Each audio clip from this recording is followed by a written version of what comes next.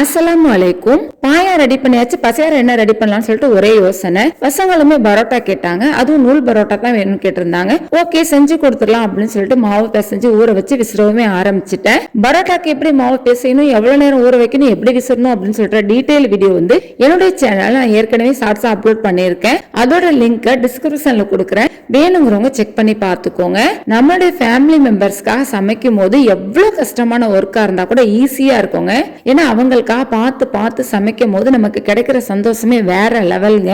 இது சாதாரண வார்த்தை இல்லைங்க, உணர்வுபூர்வமான உண்மை. நம்மளுடைய ஃபேமிலிக்காக நம்ம சமைக்கும் போது டேஸ்ட்டுமே வேற லெவல்ல அமைஞ்சு வருங்க. நம்ம மனப்பூர்வமா ஒரு விஷயத்த செஞ்சோம் அப்படின்னா கண்டிப்பா அதோட ரிசல்ட் வந்து 100% தான் இருக்கும். அல்ஹம்துலில்லாஹ், நான் இன்னைக்கு செஞ்ச நூல் பரோட்டாவுமே ரொம்ப சிறப்பா அமைஞ்சு வந்திருந்துச்சு.